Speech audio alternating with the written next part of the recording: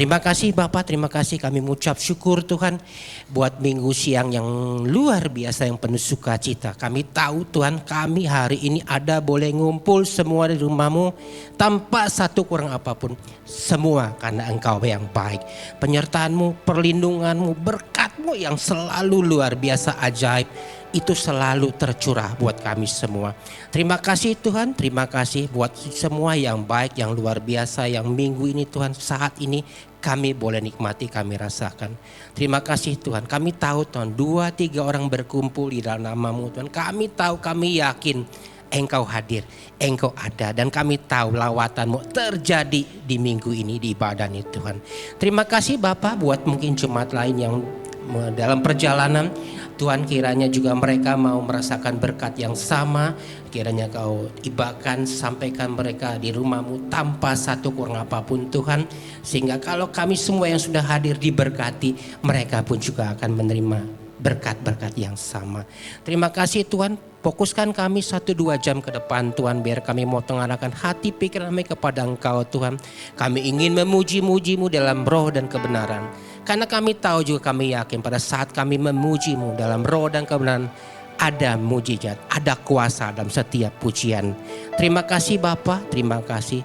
Layakan hamba-hamba-Mu yang hari ini, teman-teman pengerja yang melayani mesbah-Mu Tuhan, dari sound system, kolektan, semuanya Tuhan. Apapun yang kami kerjakan demi Engkau, kami tahu gak sia-sia, semuanya akan berharga dan Engkau akan perhitungkan.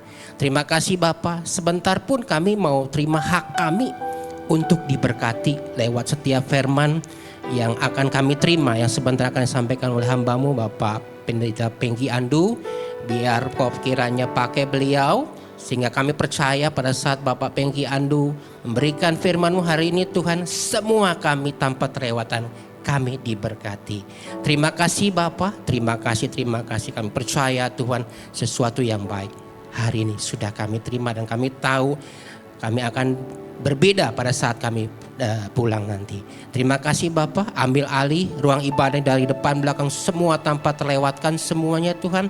Dan kembali kalau ada oknum-oknum di udara, penghulu-penghulu yang jahat ingin merusak, mengganggu dan mengambil hak kami di Tuhan siang ini, kami sehati semua patah di dalam nama Yesus. Terima kasih Bapak, terima kasih. Hanya kami mau yang sepakat hari ini, kami mau buka ibadah di minggu siang yang penuh sukacita dalam satu nama yang penuh kuasa, nama Bapa, Putra dan Roh Kudus. Yuk semua yang sudah siap untuk mulai ibadah sama-sama katakan haleluya, amin, puji amin. Tuhan. Berikan tepuk tangan sorak-sorai bagi Allah kita saudara. Kita mau siap untuk menyembah Tuhan siang hari ini. Haleluya. Sebelum saudara duduk, boleh satu kali lagi kita berikan tepuk tangan yang terbaik buat Allah kita Raja, di atas segala Raja, Tuhan di atas segala Tuhan. Bapak Ibu silakan duduk kembali. Mari kita arahkan hati kita mau memuji Dia.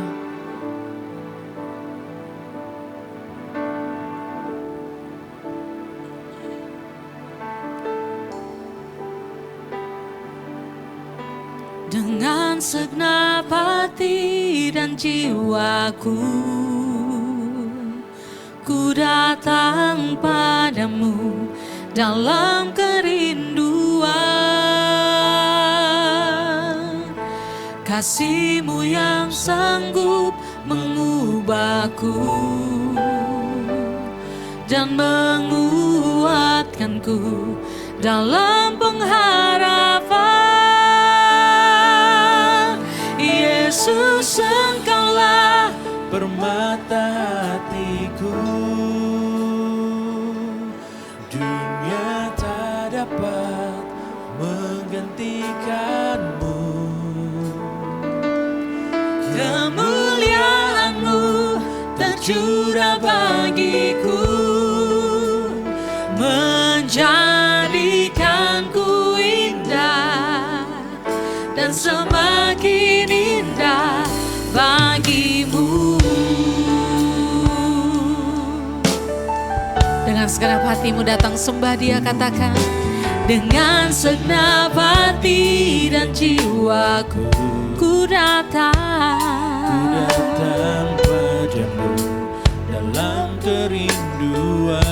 Kasih-Mu yang sanggup mengubahku kuatkanku dalam pengharapan. Siang hari ini panggil nama Yesus, come on. Yesus, Engkaulah permata hatiku, dunia tak dapat menggantikanmu, kemuliaanmu. Kemuliaanmu tercurah bagiku, menjadikanku indah. semakin indah. Mari lebih lagi sembah Dia. Katakan Yesus, Yesus, Engkaulah hatiku, hatiku, yang tak dapat menggantikanmu, kemuliaanmu tercurah bagiku, menjadikanku indah. semakin indah. Jemaat Tuhan saja katakan Yesus, Yesus, Engkaulah. Mari lebih lagi angkat suaramu, puji Dia, saudara. Kemuliaanmu.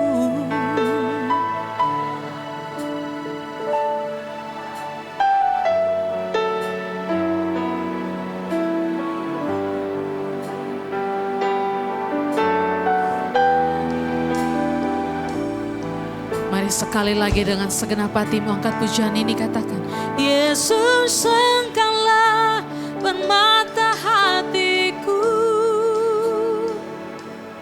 dunia tak dapat kemuliaanmu tercurah di tengah-tengah kami siang hari ini, Tuhan. Dan jadikan setiap kami indah dan semakin indah bagimu. Yesus, Engkaulah permata hatiku, menggantikanmu, kemuliaanmu.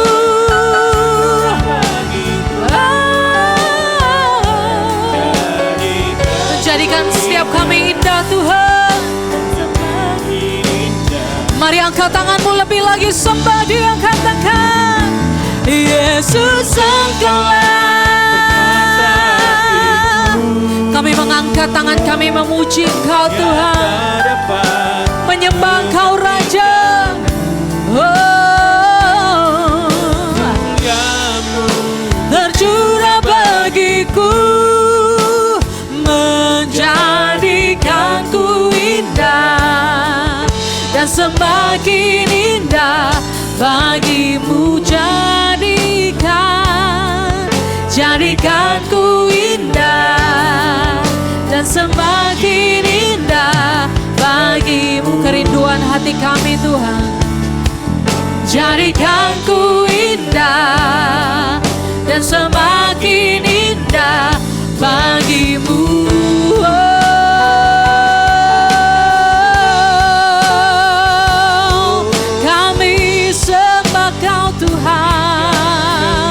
Mari lebih lagi angkat suaramu, tinggikan namanya. Allah yang hebat, Allah yang ajaib, Allah yang luar biasa. Kami percaya Tuhan Yesus, ibadah kami siang hari ini bukan ibadah yang biasa-biasa, namun ibadah yang mengandung janji untuk hidup yang kekal. Oleh sebab itu Tuhan, Kau yang hadir tengah-tengah kami, Kau yang bertata atas pujian kami, oh selama-lamanya. Haleluya, haleluya, haleluya. Mari lebih lagi saudara angkat pujian, bawa mazmurmu bagi Dia. Lebih baik satu hari di belakangmu Tuhan,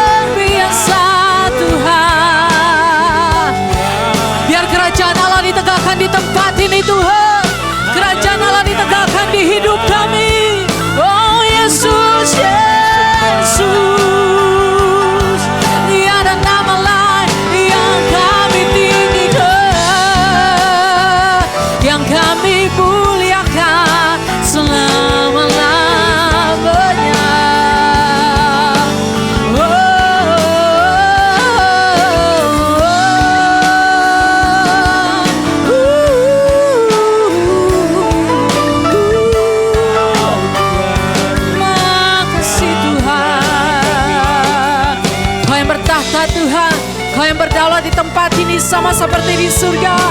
Di hidup kami sama seperti di surga. Di keluarga kami sama seperti di surga. Haleluya.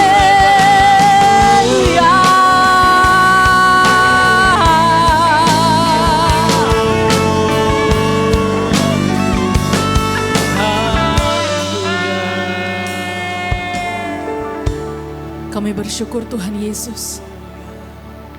Biar sama seperti di surga. Setiap kami di tempat ini mengambil bagian yang terbaik. Duduk di kaki-Mu Tuhan. Menyembah Engkau Allah yang hidup. Menyembah Engkau Allah yang luar biasa. Kami tanggalkan segala kekhawatiran kami akan hari esok Tuhan. Karena kami percaya hidup kami dipegang oleh tangan Tuhan. Terima kasih Tuhan. Bapak, kami bersyukur buat siang hari ini. Kami percaya apapun yang terjadi, kami tetap percaya kepada Tuhan. Sekalipun suara orang, suara keadaan terkadang melumpuhkan iman kami, tapi kami percaya bahwa suara Tuhan yang akan terus berbicara untuk menguatkan hidup kami. Terima kasih Bapak, tiba saatnya kami akan belajar firman-Mu, berkati hamba-Mu, berkati kami semua. Biarkan hati kami seperti tanah yang gembur, yang siap menerima benih yang hidup daripada Tuhan. Berbicaralah kepada kami semua Tuhan. Kami siap dimerdekakan oleh karena firman Tuhan. Di dalam nama Tuhan Yesus, kami mengucap syukur dan berdoa. Haleluya, yang sudah siap terima firman Tuhan. Sama-sama katakan, amin. Beri tepuk tangan yang terbaik buat Tuhan Yesus. Silakan duduk saudara. Shalom. Apa kabar? Apa kabar? Saudara bersuka cita? Puji Tuhan. Saudara, dengan tidak mengurangi rasa hormat, terima kasih para gembala, wakil gembala, staf diakan, pengerja, pemain musik, multimedia, semua kita bisa bersama-sama untuk melayani siang hari ini. Saya percaya bahwa sepanjang hari, sepanjang minggu ini saudara pasti sibuk dengan pekerjaan masing-masing. Tapi belajarlah untuk memberikan waktu untuk saudara datang di rumahnya, tidak cuma meminta, tapi saudara harus punya mental untuk memberi. Saya berkali-kali dalam pelayanan, saudara berapa banyak kita terlalu gampang meminta sama Tuhan, tapi kita terlalu susah untuk memberi kepada Tuhan.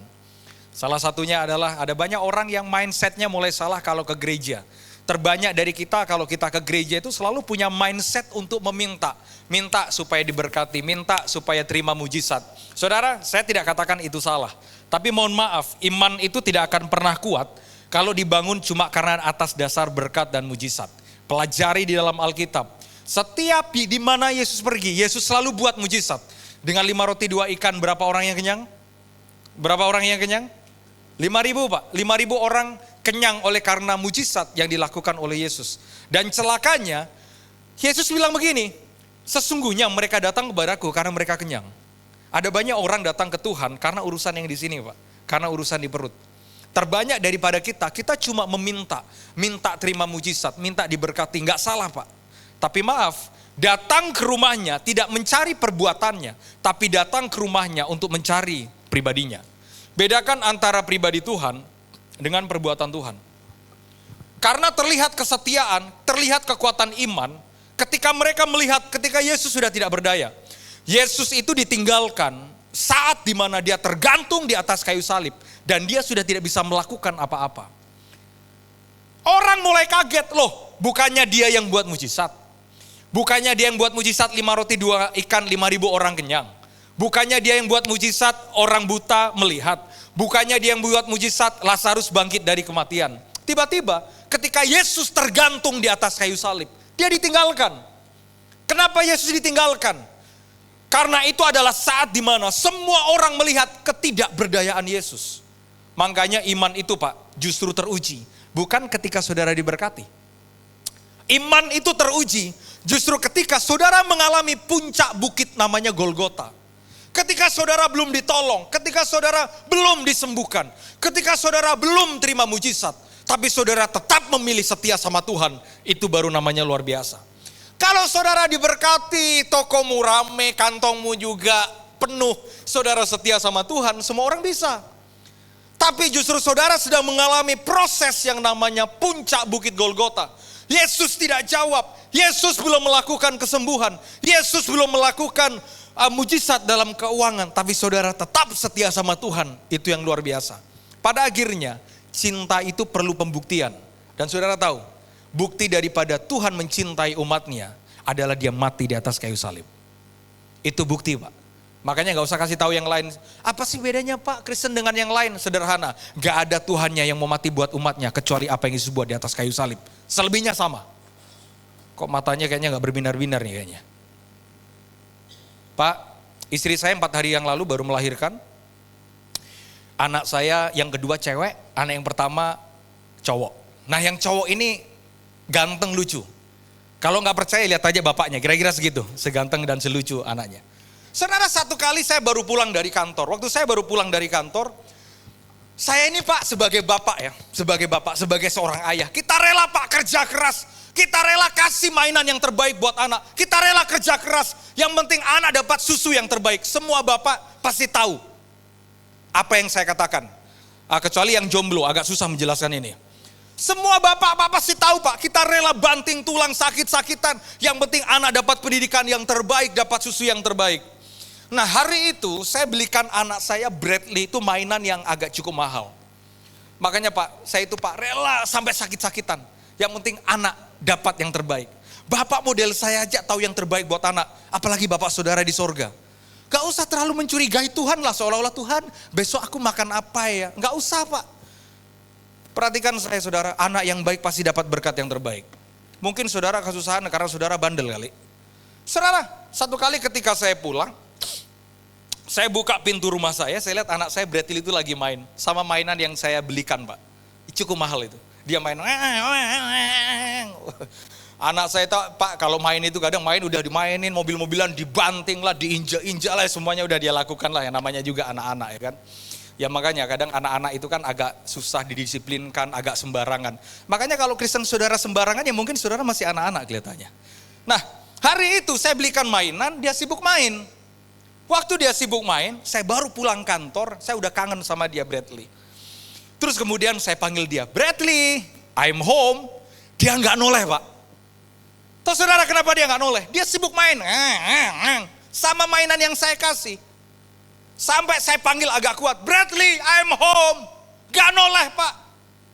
Tahu kenapa gak noleh? Karena sibuk main sama mainan yang dibelikan dari hasil kerja keras bapaknya. Sampai neninya itu, Sus itu bilang gini, Bradley itu loh papamu pulang. Gak noleh Pak, kurang ajar gak? Tiba-tiba kayak Tuhan itu bicara sama saya, David, kamu tahu gak? Banyak orang Kristen persis seperti anakmu. Apa Tuhan? Ketika gak punya minta diberkati. Ketika sakit minta sembuh. Ketika gak punya minta dikasih. Begitu Tuhan sudah berkati. Saudara lupa sama suaranya karena sibuk sama berkatnya. Mulai gak seneng nih wajahnya kelihatannya nih. Oh iya Pak, berapa banyak kita kayak begitu? Betul gak? Makanya Yesus ditinggalkan ketika Yesus tergantung di atas kayu salib. Karena orang kaget, loh kok mati? Loh kok gak berdaya? Loh kok gak bisa melakukan apa-apa? Justru ketika Tuhan belum menjawab doamu, Tuhan belum melakukan sesuatu di dalam hidupmu, akan kelihatan kesetiaan imanmu. Makanya saya beri judul Pak, judul khotbahnya sederhana. Judulnya belajar setia. Setia itu susah. Kalau diberkati gampang Pak. Tapi setia tetap sekalipun kaya kek, enggak kek, punya rumah besar kek, enggak kek, tetap setia sama Tuhan.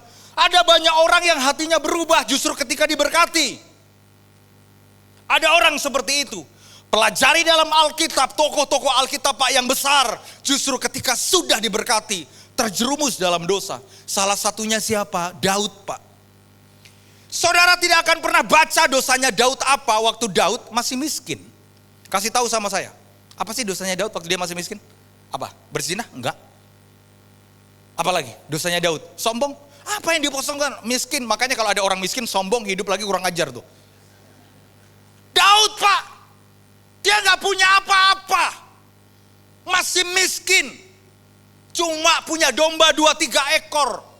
Tidak pernah kita baca dosanya dia apa. Tapi begitu sudah jadi raja, duitnya udah banyak. Udah pegang tongkat, udah punya mahkota. Istri orang diambil Pak. Dia jadi otak pembunuhan atas kematian Uria. Saudara dengarkan saya. Hidup itu kalau diberkati, apa yang ada di tanganmu jangan berubah apa yang ada di hatimu. Tetap biasa saja. Wajahnya gak seneng lagi nih kelihatannya. Salah khotbah nih kelihatannya. Belajar setia jauh lebih susah dari cuma diberkati. Belajar setia. Makanya, kemanapun Yesus pergi, Yesus itu selalu bilang begini. Hal kerajaan sorga itu seumpama seperti biji sesawi. Pernah saudara baca itu? Dan bahkan Yesus bilang begini. Kalau kamu punya iman sebesar biji sesawi, kamu bisa berkata kepada gunung supaya gunung itu pindah, maka gunung itu akan pindah. Saudara pernah baca itu? Ya kan? Prinsip kerajaan sorga, prinsip tentang iman, itu seperti seumpama biji sesawi. Bisa ditampilkan gak fotonya? Foto biji sesawi sama pohonnya. Bisa ditampilkan, tolong multimedia bisa bantu saya. Saudara, kalau saudara lihat, ini biji sesawi. Lihat saudara, biji sesawi ini antara benih, ukuran, sama hasilnya itu beda banget. Bagaimana mungkin benihnya kecil, mampu melahirkan pohon yang sangat besar. Nah, banyak orang Kristen itu suka pada pohonnya. Besar Pak. Rekening besar, toko besar, badan mulai besar. Saudara, badan besar gak salah. Gak usah sedih. Kalau orang tanya, "Loh Pak, badannya kok agak besar?" Tenang. Gemoy dan gemuk itu adalah tanda saudara diberkati. Sederhana. Jadi gak usah sedih ya, ibu-ibu gak usah sedih. Ibu-ibu itu zaman sekarang itu lebih takut badannya gemuk daripada takut setan. Tenang aja, kalau ditanya, "Kok badannya agak..." Ini tanda diberkati Tuhan. Supaya hidup itu gak usah stres. Saya Pak jadi hamba Tuhan Pak, mohon maaf ya, jadi hamba Tuhan itu serba salah. Katanya kalau kurus, katanya dikutuk Tuhan gak diberkati. Kalau badannya agak lebar, katanya kedagingan, katanya makan persembahan, kita agak susah juga. Makanya hidup itu jangan berupaya untuk menyenangkan suara orang. Karena hidup itu berupaya untuk menyenangkan Tuhan. Tepuk tangan buat Tuhan. Kalau mau menyenangkan orang gak akan pernah selesai. Semua orang akan komplain dan menilai kita dari satu sisi. Nah, semua orang suka dengan pohon yang besar. Sesawi ini memang besar. Kalau saudara ke Israel, saudara akan ketemu dengan satu pohon ini. Namanya pohon sesawi. Tapi saudara tahu dari mana berasalnya? Asal dari pohon sesawi adalah dari benih. Dari biji yang sangat kecil. Bahkan lebih besar jempol tangan saudara, jari telunjuk saudara daripada benih ini. Bagaimana mungkin Pak? Benih yang kecil mampu menghasilkan pohon yang besar. Makanya hidup itu seperti benih. Saya dan saudara ini adalah benih. Benih yang Tuhan berikan, yang sekarang tinggal di Jakarta. Jangan cuma kita ini benih Pak, tetap jadi benih. Benih itu harus menghasilkan pohon. Bagaimana caranya? Tolong bukakan Matius 13 ayat 32. Saudara bersuka cita, katakan amin. File yang saya sudah siapkan, katakan amin. Mari kita baca sama-sama. 1, 2, 3. Memang biji itu yang paling kecil dari segala jenis. Ini biji sesawi itu. Alkitab bilang begini, memang biji itu yang paling kecil dari segala jenis benih. Kalau ada kalimat mencatat begini, memang biji itu yang paling kecil. Kata memang itu apa sih? Kata memang. Memang dia orang Batak, memang dia orang Manado, memang dia tinggal di Jakarta. Kata memang itu apa? Apa saudara? Ini banyak utang ya? Kayaknya diem. Biasanya yang banyak utang diem. Kata memang itu apa sih? Ada yang bisa jawab? Yuk. Kata memang apa? Apa? Fakta. Kata memang itu fakta, kenyataan. Mike bisa jawab itu, karena berkali-kali dia ikut saya khotbah, ini pasti tahu. Kata memang itu fakta, kenyataan. Gini, secara kenyataan, memang benih sesawi itu yang paling kecil. Secara kenyataan, secara kasat mata. Kalau saudara lihat secara fakta, memang Pak benihnya itu kecil Pak. Kecil banget Pak. Memang secara fakta sesawi itu benihnya kecil. Perhatikan saya. Berapa banyak kita selalu dikecilkan karena fakta. Secara fakta memang Pak usaha kita masih kecil. Secara fakta memang rumah kita masih kecil. Secara fakta memang asalnya saya Pak dari kampung kecil. Saya itu Pak lahir di kampung namanya Tolisu. Tolisu itu terletak di Kecamatan Toili. Ada yang tahu? Kalau tahu dapat sepeda. Saya lahir di situ Pak. Di kampung namanya Tolisu di Kecamatan Toili, Kabupaten Lubuk Banggai. Nah mungkin kabupatennya tahu. Di Sulawesi Tengah. Kampung saya itu Pak, namanya Kampung Tolisu. Itu kampung persis berbatasan dengan hutan belantara. Jadi kampung saya itu, ya kenapa Bu? Oh terima kasih Bu. Ukuran sepatu Ibu nomor berapa? Oh 38. Ya. Saya cuma nanya Bu. Jadi Jadi saudara, saya lahir di kampung yang sangat kecil. Namanya Tolisu. Kampung kecil Pak. Persis berbatasan dengan hutan. Ya memang saya lahir. Tidak ada satupun Pak yang bisa memilih kita lahir dari keluarga apa. Kita mungkin lahir dari keluarga Pak, keluarga saya berkekurangan. Pak, kurang Pak keluarga saya, sekolahin aja nggak cukup Pak. Saya lahir dari situ Pak. Kampung saya itu persis berbatasan dengan hutan. Makanya waktu saya kecil, mama saya itu agak tidak bisa bedakan mana anaknya, mana anak monyet. Karena biasa main bareng. Benar Pak, karena memang fakta. Tapi hidup manusia yang kenal Tuhan, orang beriman hidupnya bukan karena fakta. Tapi orang beriman hidupnya karena Yesus. Sedih lagi nih saudara ini. Orang percaya hidupnya bukan karena fakta. Tapi orang percaya hidupnya karena suara Tuhan yang kita imani. Makanya saudara jangan pernah lihat fakta. Pak, faktanya saya masih sakit. Pak, faktanya saya masih belum ditolong. Terserah, tapi hiduplah karena iman, bukan karena fakta. Orang yang hidup karena fakta suka mengasihani diri sendiri. Berapa banyak orang Kristen kayak begitu. Iya Pak, kita masih begini Pak. Iya Pak, kita masih gitu Pak. Saya tidak bisa ditolong Pak. Saya masih orang kecil Pak. Hiduplah jangan karena fakta, tapi hidup karena iman. Karena Alkitab mencatat orang benar hidup karena iman, bukan karena fakta. Faktanya adalah perjamuan kawin di Kana habis. Tapi bukti dari iman adalah air berubah jadi anggur. Faktanya adalah usia 75 tahun Abraham dapat suara dari Tuhan, kamu akan punya anak. Ditunggu Pak 78, 90, gak dapat anak. Secara fakta istrinya sudah tua Pak, mati haid. Tapi secara iman akhirnya dia punya anak. Orang yang hidup karena beriman pasti akan mengalahkan fakta di dalam kehidupan. Dan memang secara fakta memang biji itu yang paling kecil dari segala jenis benih. Tetapi apabila sudah tumbuh Pak. Wow, I love it. Memang kecil. Terus kenapa kalau kecil? Terus kenapa kalau dari kampung kecil? Terus kenapa kalau dari keluarga kecil? Terus kenapa kalau dari kota kecil? Tetapi apabila sudah tumbuh, hati-hati.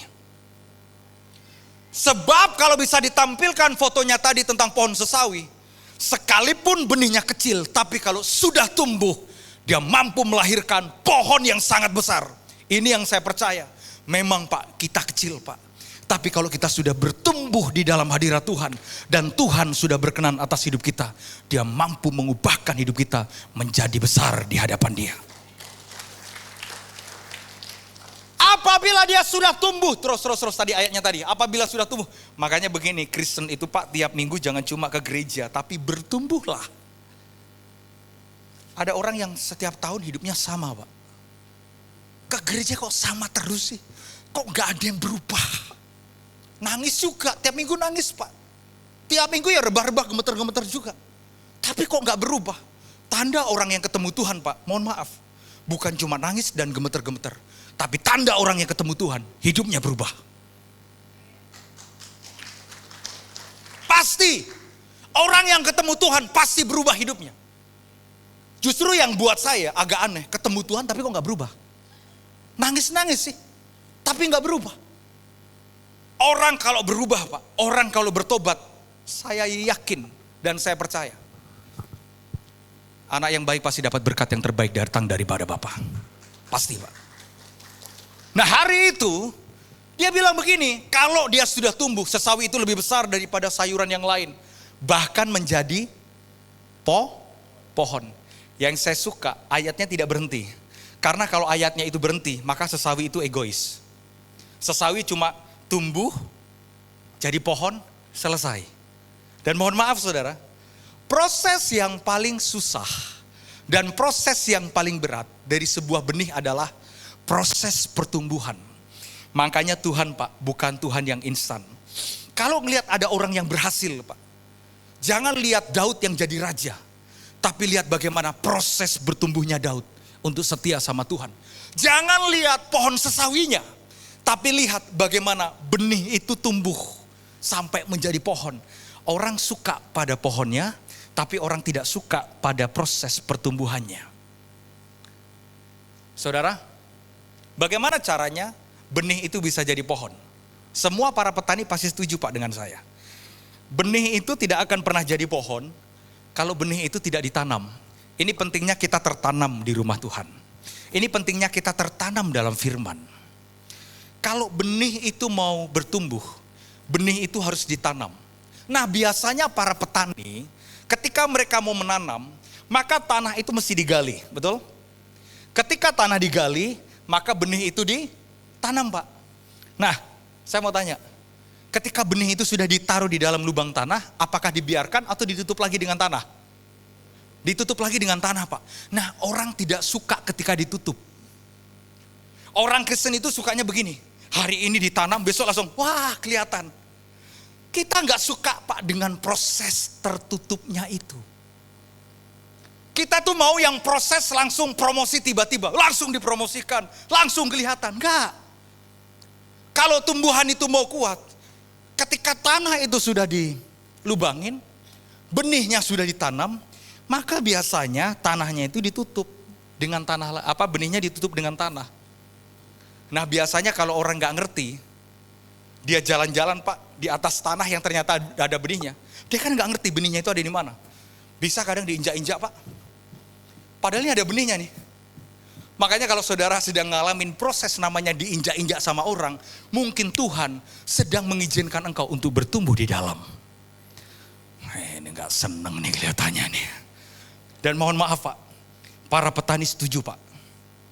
Kalau kita tanam benih, benih ditutup, maka perlu makanan. Tidak ada makanan yang terbaik Pak, namanya pupuk organik. Dan pupuk organik itu Pak asalnya, mohon maaf, biasanya dari sampah dan kotoran. Jadi kalau saudara sedang ngalamin disampah-sampahin dan dikotor-kotorin, dilempar sampah dan kotoran, tenang saja. Karena setiap sampah dan kotoran akan menjadi pupuk yang sangat menyuburkan buat pertumbuhan benih imanmu. Kita gak akan marah ketika kita dilempar sampah. Karena kita tahu sampah itu akan jadi pupuk yang sangat menyuburkan. Makanya saudara, kalau orang punya benih, pisang lah contoh. Kalau pisang itu ditanam di tempat kotoran sapi, begitu ditanam, pisangnya bertumbuh, begitu menghasilkan buah, rasa buahnya apa? Apa Pak? Rasa buahnya apa? Pisang, dan biasanya manis. Padahal ditanam di tempat kotoran sapi. Ketika ditanam di kotoran sapi Pak, tempat kotoran sapi, pisang itu akan tumbuh dengan subur karena dia dapat asupan makanan. Dan ketika dia berbuah pisang, gak pernah itu Pak rasanya kayak tahi Pak, maaf. Saudara mau tahu gak? Ini tamparan Pak buat kita. Sekotor apapun orang lempar hidup kita, pada akhirnya buah kita akan tetap rasanya manis.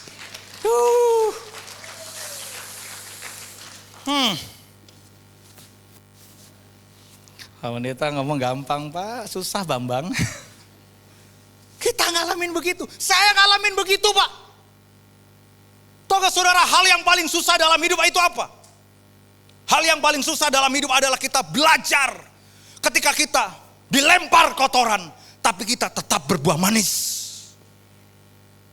Saudara, satu kali saya diundang pelayanan. Biasa orang kalau undang pelayanan itu lewat Instagram. Karena Instagram saya aktif banget di Instagram. Nanti bisa cek lah Instagram saya aktif banget. Ya saya berhenti kalau nggak posting di Instagram itu mungkin dalam keadaan sakit. Atau kemudian ya lagi keadaan capek. Pokoknya selebihnya saya aktif. Karena sosial media itu salah satu ladang untuk pelayanan Pak. Saya berkali-kali itu terima orang Pak, saya mau bunuh diri Pak. Tapi dia lihat khotbah Bapak di Instagram saya diberkati, saya tidak jadi Pak. Satu kali saya diundang pelayanan lewat Instagram. Tiba-tiba ada yang ngechat di Instagram. Salam Pastor David, kami mau undang pelayanan. Oke, sudah menentukan hari dan hari itu saya sudah sepakat. Oke, saya kirim nomor telepon saya. Tenang saja, kalau follow Instagram saya nanti dapat sepeda di toko masing-masing. Saudara, hari itu tiba-tiba saya dikontak pelayanan. Saya kan nggak tahu yang undang saya itu siapa. Maka orang ini share log Pak lewat WA. Begitu dia share log lewat WA, maka saya melayani itu. Saya cek, waduh ini 2 jam ini, tempatnya ada di daerah Serpong. Saya tinggal di Tebet. Nyetir Pak, 2 jam. Itu sore Pak, udah mandi, udah pakai kemeja, pakai celana kain, pakai minyak rambut klimis. Gantengnya minta ampun, laler nempel kepreset saking gantengnya. Nyetir Pak 2 jam. Nah ibadahnya itu jam 7. Jam setengah 7 saya sudah sampai di tempat yang dia Sherlock ke saya. Tapi saya agak kaget, udah nyetir 2 jam, loh kok di bangunan ruko kosong? Nah pendeta kan selalu positif kan? Oh mungkin orangnya belum datang. Kayak gini, kayak ibadah begini kan harus ditata-tata dulu. Ya udah nunggu. Saya cari tempat coffee shop, saya ngopi. Jam 7 kurang 5 menit, gak jauh dari tempat ngopi itu, saya balik lagi Pak. Begitu saya balik lagi, loh kok masih tutup, kok gak ada ibadahnya. Saya kontak lewat Instagram saya diblok. Tapi pendeta masih positif. Pendeta Pak. Padahal dia lupa, pendeta itu punya julukan setelah pendeta, apa? Pendekar. Saya kontak Pak, saya telepon, nomor saya diblok. Saya coba cari di Instagram. Di Instagram juga sudah diblok. Jam 7 lewat 20 menit, saya baru tahu, saya dikerjain. Tapi kan pendeta masih positif. Pak, gak ada positif-positifnya Pak. Saya marah hari itu, saya dikerjain. Saya nyetir balik lagi Pak, 2 jam. Di mobil Pak itu saya marah, siapa kurang ajar dikerjain, saya nyetir 2 jam. Ternyata undangan bodong. Saya telepon teman saya. Nah orang ini agak-agak pinter sih yang ngerjain saya. Makanya saudara kalau mau ngerjain orang minimal agak pinter dikit lah. Orang ini lupa, kalau daftarin nomor baru di WA itu harus daftarin nomor induk itu yang KTP itu loh. Saya itu Pak di pemerintahan Pak. Saya punya teman yang memang kerja dinas di BIN, di Badan Intelijen Negara. Saya telepon teman saya, bro kenapa pendeta? Pastor kenapa? Tolong cek nomor ini atas nama siapa. Udah marah Pak kita Pak. Ini kan udah penipuan lah, unsur inilah segalanya. Udah ada pasal pidananya. Besoknya pagi-pagi teman saya telepon, Pastor, nomor telepon ini terdaftar atas nama ini, nama depannya, nama tengahnya ini, nama belakangnya ini. Saudara mau tahu nggak dia siapa? Salah satu jemaat GBI Rem. Bercanda. Gak serius amat. Saudara mau tahu dia siapa? Teman satu bangku, satu sekolah. Ketika menempuh pendidikan di Sekolah Tinggi Teologi Betani, Surabaya. Aduh. Mau diapain Pak ini orang Pak? Udah gak ada positif-positifnya. Saya marah hari itu. Oh dia yang kerjain saya. Bayangin dikerjain Pak saya Pak. Ternyata saya baru belajar, terkadang dalam hidup ketika kita diberkati, ketika kita dipromosikan, belum tentu orang senang sama kita. Betul gak? Kita sudah diberkati itu ternyata malah di sana itu kayaknya pakai tuyul. Padahal berkatnya dari Yesus, orangnya yang bilang pakai tuyul Pak. Nah hari itu Pak, saya belajar nih. Ketika saya marah, saya butuh waktu 2-3 hari untuk saya mendamaikan hati saya, untuk saya tidak marah. Roh Kudus kayak bilang sama saya, kamu itu hamba Tuhan, kamu itu harus mengampuni. Sampai saya tuh kayak mau ngomong ini, Tuhan iya aku akan mengampuni. Tapi boleh gak Tuhan, gua tonjok dulu habis itu aku mengampuni. Aku minta ampun. Gak boleh. Tahu gak saudara? Ini paling gak enaknya itu orang Kristen itu ada namanya Roh Kudus Pak. Nah ini, tugas Roh Kudus itu adalah menginsafkan manusia dari dosa. Paling gak enak Pak. Makanya ada orang bilang jadi Kristen itu enak. Siapa bilang jadi Kristen korupsi gak boleh. Jadi Kristen nipu gak boleh. Ada Roh Kudus. Roh Kudus tiba-tiba ingatkan saya, kasih ide. Udah, ajak aja dia makan. Tuhan si kunyuk ini ngajak makan Tuhan. Tahu gak saudara apa yang saya lakukan saudara? Saya telepon teman saya yang juga lulusan Sekolah Tinggi Teologi Betani Surabaya untuk kita kumpul-kumpul acara reunian. Nah kita ada grup Pak, ada grup itu STT Betani. Gak usah kasih tahu sama mereka ya, cukup di sini aja. Sampai hari ini dia nggak tahu saudara, sampai hari ini nggak tahu. Apa yang saya lakukan? Saya telepon teman saya, bro, ayo bro kita kumpul, kita reunian di grup, kita kumpul, kita makan-makan. Tenang, nanti saya yang bayarin lah, saya ngatur tempatnya. Oke Bro David, oke. Tiba-tiba teman saya ini Pak, temen yang juga temennya dia ini. Enggak, temennya si kunjuk ini tadi tuh. Tiba-tiba teman saya Pak, dia bilang begini, Shalom bro and sis, ayo yang di Jakarta kita buat acara reunian yuk. Nanti kita reunian di sini ya, tempatnya sudah di sini hari ini jam sekian. Wow, itu beberapa orang sudah mulai balas, oke bro siap. Tiba-tiba datang Pak, oke siap bro. Enggak, dari si kunjuk ini, di grup Pak. Oke siap. Itu pengen rasanya Pak, gua tonjok Tuhan, ampuni Tuhan dosa-dosaku. Saudara, ini makanya Roh Kudus itu Pak. Kita udah janjian, saya udah parkir mobil Pak. Udah naik, bawa tas, parkir mobil, udah naik nih. Udah naik eskalator. Begitu naik eskalator, biasa di bawah itu lantai-lantai ground itu kan ada ATM apa gitu. Tiba-tiba Roh Kudus bicara, David kamu gak cuma mengampuni, apalagi Roh Kudus, berkati. Tahu maksudnya saudara? Bukan berkat tumpang tangan, enggak, berkati ambil duit, berkati. Enggak, buat si kunjuk ini kasih duit. Saudara, Tuhan suruh saya berkati dia. Gak salah. Udah, nyampe tuh. Oke, berkati oke Tuhan. Taat, hamba Tuhan taat. Di depan mesin ATM. Gitu kan kalau di ATM kan ada 250 ribu, 500 ribu gitu kan, 1 juta kan. Udah mau pencet nih 1 juta. Enggak Pak, saya digerain. Enggak, bukan 1 juta. Apa lagi Tuhan, apa? Kamu berkati dia, ambil uang 5 juta rupiah. Buat si kunjung ini. Pak, saya ambil uang Pak, 5 juta rupiah saya amplopin. Begitu ketemu Pak, di acara makan-makan kumpul itu. Apa kabar bro David? Biasa, memang pendosa selalu wajahnya ngaku gak bersalah emang. Apa kabar bro? Gitu.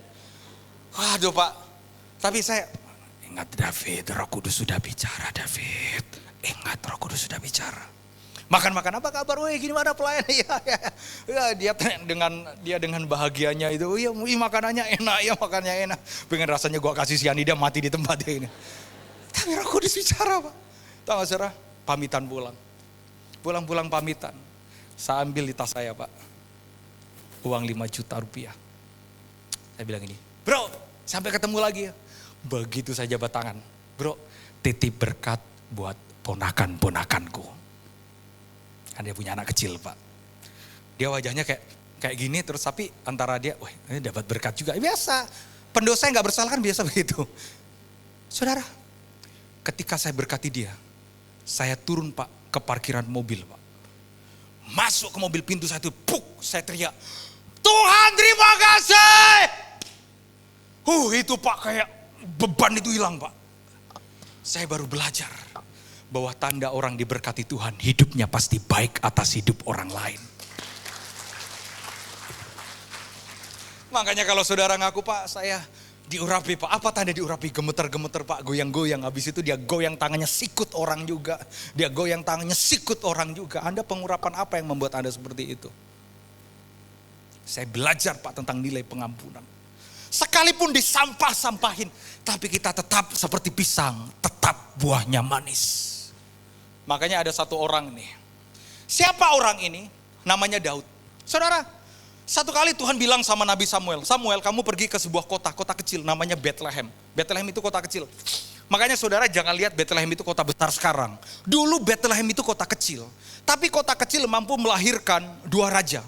Yang pertama Daud lahir dari Bethlehem. Yang kedua Yesus lahir di Bethlehem. Makanya saudara jangan lihat sekalipun saudara kecil, Tuhan mampu melahirkan hal-hal perkara yang besar dalam hidup saudara. Jangan lihat, Pak kecil Pak. Nah hari itu Tuhan bilang sama Samuel, Samuel kamu pergi ke Bethlehem, urapi salah satu anak Isai untuk menjadi raja. Maka dipanggillah anaknya Isai. Anak pertama sampai anak ke-7, kekar semua Pak. Anak pertama Isai itu namanya Abinadab. Dan Samuel datang, dia bawa firman dan dia bawa minyak urapan. Apalagi? Lengkap Pak. Samuel datang dia bawa tabung tanduk yang sudah berisi minyak untuk dia tumpahkan ke raja yang diurapi Tuhan. Tiba-tiba datanglah anak pertama Isai. Anak pertama Isai itu gagah Pak, ganteng, kekar. Mirip bapak-bapak yang 1, 2, 3, 4 di depan. Kekar. Bapak kekar ganteng loh Pak. Bapak kok gak seneng gitu loh Pak. Sekarang orang dipuji gak seneng. Itu kayak Kristo itu kekar. Ini teman saya Kristo datang dari kota kecil dari Papua. Bisa bangkit berdiri Kristo? Beri tepuk tangan dong. Gereja itu harus wam gitu loh saudara. Selamat datang bro Kristo. Kayak saudara kayak orang Farisi menghadapi penghakiman. Kayak menghakimi. Nah sebelah kirinya itu Michael. Kalau Kristo sudah punya istri, anak berapa ya? Tuh, lupa. Anak 1 ya? Jangan 1, penuhi bumi, gua aja udah 2. Kita balapan lah. Kalau sebelah namanya Michael. Nah kalau Kristo sudah punya istri, punya anak. Kalau Michael jomblo. Ya. Ya kalau saudara, masih jomblo kan? Masih sendiri. Ya, tapi saya nggak saranin saudara punya mantu seperti dia. Bercanda. Ini anak cinta Tuhan banget Pak. Saudara kalau di gereja itu yang wam gitu loh. Kayak saya ngadepin penghakiman nih kayaknya ini. Coba kasih salam kanan kiri. Kamu ganteng, kamu cantik. Kalau di gereja, Pak, gereja itu namanya rumah Tuhan. Betul kan Pak ya? Siapa Tuhan? Tuhan kan Bapak kita Pak. Berarti kita ini di rumahnya Bapak kita. Bapak kita 1 Pak. Jadi kita ini saudara. Saudara mau kan punya saudara kayak begini kan? Kok kayaknya gak mau ya kayaknya? Ini makanya orang Kristen ya, mohon maaf ya orang Kristen. Saudara jangan tersinggung ya. Orang Kristen itu ngaku gini. Kami keluarga kerajaan Allah. Kita semua adalah saudara. Kau sahabatku dan kau saudaraku. Mohon maaf. Kalau kita ini saudara, berarti kita ini satu anggota tubuh. Kalau satu anggota tubuh Pak, kalau kaki kita kotor, maka apa yang dilakukan oleh tangan? Tangan akan ambil tisu Pak. Duh kotor Pak, kakinya kotor. Karena tangan anggota tubuh yang sehat Pak. Kalau kakinya kotor dilap. Aduh kotor, zaman sekarang aneh Pak. Kaki kotor bukan dilap. Kaki kotor dipukulin, dasar penjinah lu. Dasar kotor lu, gak layak lu. Padahal saudara lupa, ketika saudara menyakiti anggota tubuh yang lain, saudara sedang menyakiti diri saudara sendiri. Apakah kita saudara?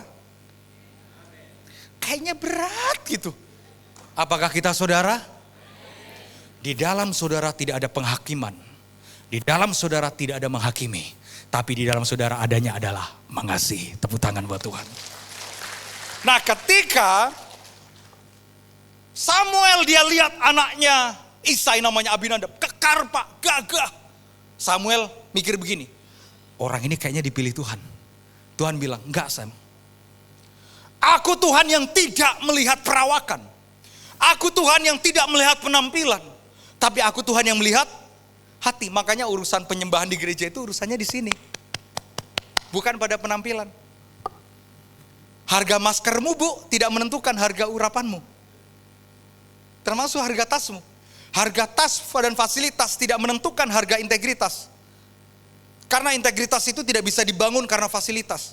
Tapi integritas itu dibangun atas dasar karakter. Bertumbuh dalam Tuhan. Nah hari itu pikirnya Abinadab, gua keren, gua kekar, dipilih Tuhan. Tuhan bilang, enggak. Anak pertama sampai ke-7 ditolak. Terus Samuel bilang begini, Isai, that's all. Inikah anakmu semuanya? Dia bilang, masih ada yang satu. Yang satu ini Pak tidak disayang. Namanya Daud. Kalau memang yang satu ini disayang, harusnya ketika makan-makan dia diundang. Tapi yang satu ini tidak diundang. Terus ditanya sama Samuel, yang satu mana?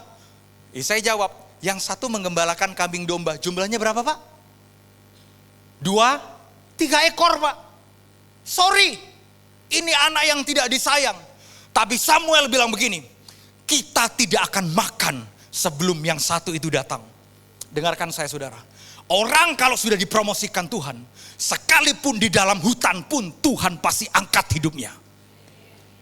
Benar, sekalipun dia berusaha disisihkan, disingkirkan. Daud Pak, dia mengembalakan kambing domba yang cuma 2-3 ekor, beng 2-3 ekor. Tiba-tiba Nabi ini bilang begini, panggil dia. Kalau dia tidak datang, kita tidak akan makan. Yang satu tidak diundang makan, tapi tetap dikenan oleh Tuhan. Biasanya, siapa yang disingkirkan justru akan dipromosikan. Saudara, yang satu ini dipanggil Pak. Dia mengembalakan kambing domba di padang penggembalaan. Jauh dari rumah, jauh dari pesta, jauh dari makan-makan. Tapi yang satu ini tidak protes.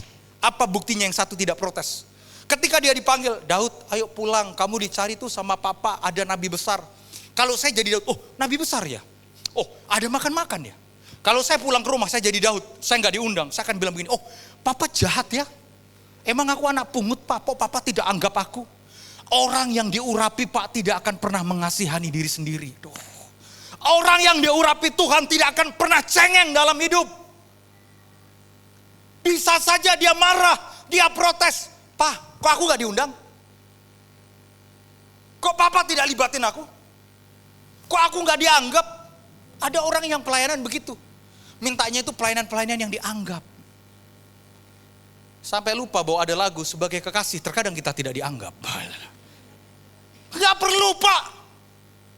Justru maaf ya buat saya ya. Pelayanan-pelayanan yang terlihat pak dapat pujian. Wih pendeta ya, worship leader ya. Maaf, yang di belakang terima tamu. Apa kabar pak? Silahkan masuk. Jangan-jangan Tuhan sedang berperkara di belakang sana. Jangan-jangan multimedia yang otak-atik ini, yang gak dilihat. Jangan-jangan Tuhan sedang berperkara atas hidupnya. Karena semua pak dimulai dari hal-hal tersembunyi. Yang tidak kelihatan tiba-tiba dimunculkan oleh Tuhan. Dan hari itu, maaf, Daud tidak perlu menjilat Samuel untuk dapat promosi Tuhan. Daud gak bilang begini ketika dia dipanggil. Dia gak bilang begini. Om, saya Daud om. Saya anak yang tidak disayang dan juga disingkirkan oleh papa saya. Enggak pak. Tapi Alkitab mencatat. Dari jauh Samuel lihat. Tiba-tiba belum memperkenalkan diri pak. Promosi itu gak perlu menjilat-jilat cari muka. Gak perlu. Baru dari jauh tiba-tiba Tuhan bilang Samuel. Samuel urapi dia. Samuel ambil pak tabung yang penuh dengan minyak ditumpahkan atas Daud. Sebagai perjanjian dia diurapi jadi raja. Pertanyaan saya, setelah Daud diurapi pakai minyak, besok langsung jadi raja? Enggak pak. Ngapain? Mbek, 2-3 ekor lagi. Mbek, ngurusin kambing lagi. Ini yang saya bilang, pengurapan akan tetap membuat kita rendah hati dan tidak sombong.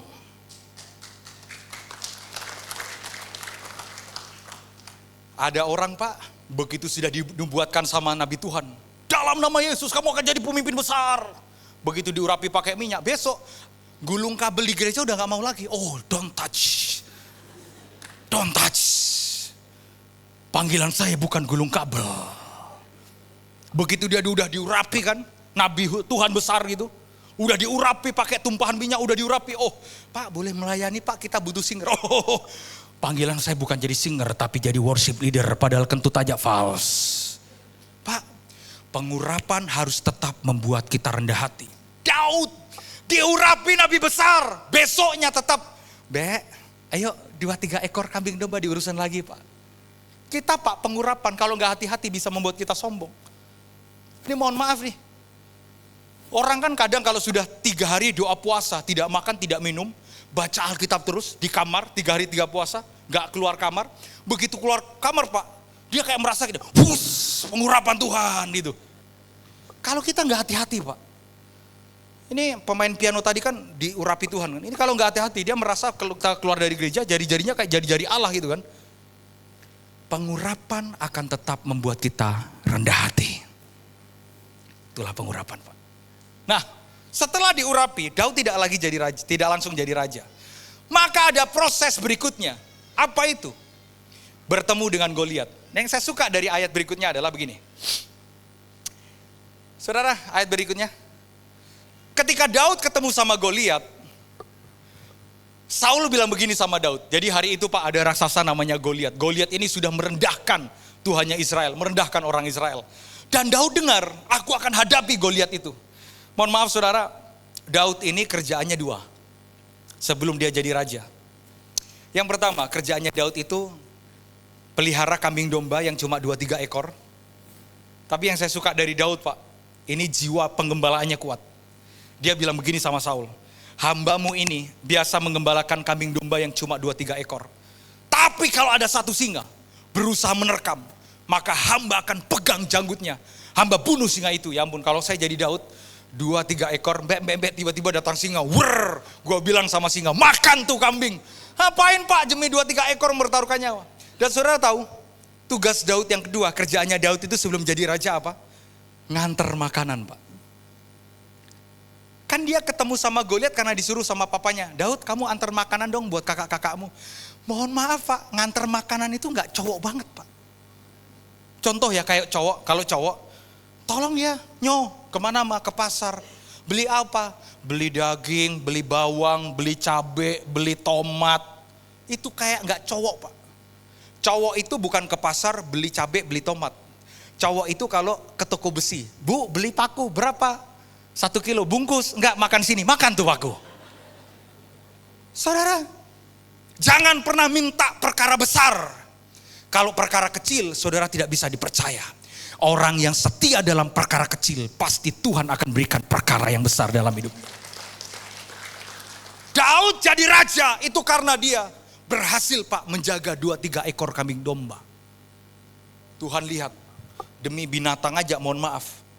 Demi hewan aja dia kasih nyawanya. Cocoknya bukan hewan yang aku kasih, tapi kerajaan yang aku kasih. Nah ketika Daud ketemu sama Saul mau menghadapi Goliat, Alkitab bilang begini, yuk kita baca sama-sama saudara. 2-3 menit lagi saya selesai, 1, 2, 3. Tetapi Saul berkata kepada Daud, tidak mungkin engkau dapat menghadapi orang Filistin itu untuk melawan dia. Sebab engkau masih muda, sedang dia sejak dari masa mudanya telah menjadi prajurit. Hari itu tiba-tiba Saul bilang begini, Daud, tidak mungkin kamu bisa menghadapi Goliat. Karena Goliat ini raksasa, Pak. Dan Daud itu badannya kecil, mohon maaf. Makanya Daud bukan panglima. Abinadab panglima, Eliab panglima, Daud penggembala domba. Makanya ketika dia ketemu sama Saul, hambamu akan menghadapi Goliat itu. Saul bilang begini, tidak mungkin engkau dapat mengalahkan Goliat.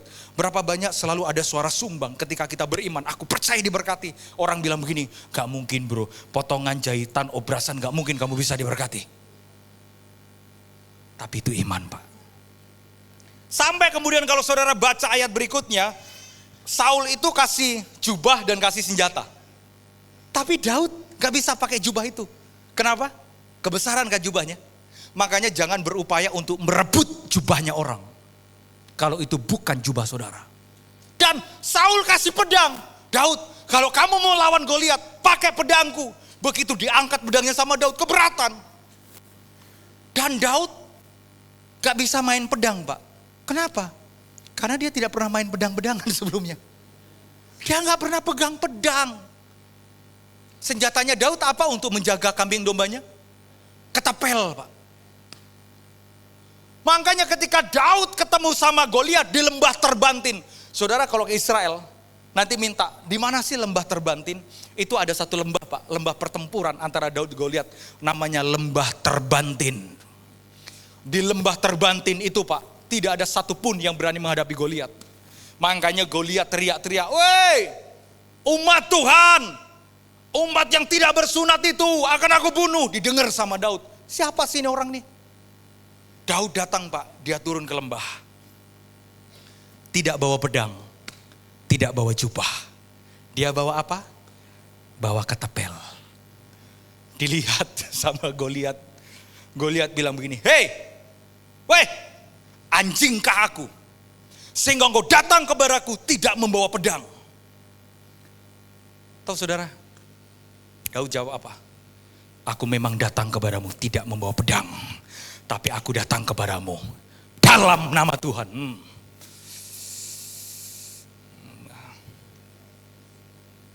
Supaya melek kita. Saudara, Daud memang tidak punya senjata, Pak, yang paling kuat. Tapi dia punya senjata yang paling dahsyat. Apa itu? Dalam nama Tuhan.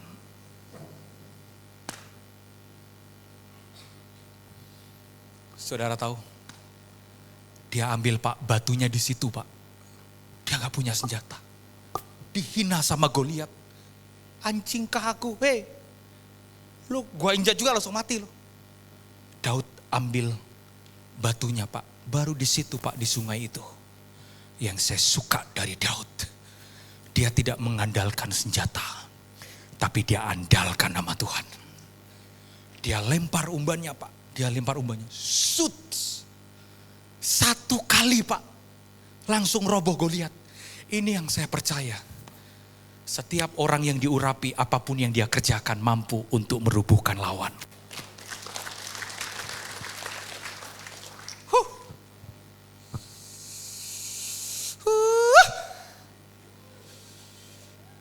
Emang sono aja tuh yang bisa Orang yang bawa nama Tuhan Pak pasti menang. Orang kaget. Loh kok bisa roboh Goliat? Goliat roboh Pak. Karena Daud datang. Aku tidak membawa pedang. Tapi dalam nama Tuhan. Itu mungkin Pak ketika Daud itu dia lempar umbannya. Begitu batu itu melayang. Ribuan malaikat bala tentara surga udah bawa pedang. Gitu. Ini yang saya percaya. Kemenangan Daud adalah kemenangan dari kemustahilan tapi menjadi kenyataan. Percayalah, orang yang beriman sekalipun menghadapi yang mustahil dan raksasa pasti hidup dalam kemenangan. Saya undang pemain piano maju ke depan, beri tepuk tangan buat Tuhan Yesus. Saya undang saudara bangkit berdiri. Saya suka lagu ini. Lagu ini mengajarkan kepada kita bahwa iman itu mesti kuat, mesti percaya. Sekalipun Goliat besar, temboknya besar, seperti tembok Yeriko, gak perlu pakai pedang, dalam nama Tuhan teriak karena senjata kita adalah dalam nama Tuhan. Siapa senjata kita? Siapa nama Tuhan kita? Orang yang berjalan bersama Yesus pasti mengalami kemenangan. Kasih saya G. Lagu tadi. Lagu ini ditulis sama Daud. Sampai Daud bilang begini, sekalipun aku dalam lembah kekelaman, aku tidak takut bahaya. Sebab gadamu dan tongkatmu itu yang menghibur aku. Dan Daud akhirnya, dia dipromosikan jadi panglima. Setelah itu dia dipromosikan jadi raja. Sekalipun dia harus mengampuni mertuanya namanya Saul. Tapi jalan hidup Daud dari orang yang kecil seperti benih sesawi. Mampu menjelma jadi pohon yang besar, jadi raja yang besar. Sampai hari ini namanya tercatat sebagai raja yang besar di Israel. Sekalipun ku berjalan dalam lembah gelap. I love this one. Namun tanganmu selalu menopang hidupku saat ku dalam ketakutan. Singing. Saat ku dalam ketakutan, Kau hadir di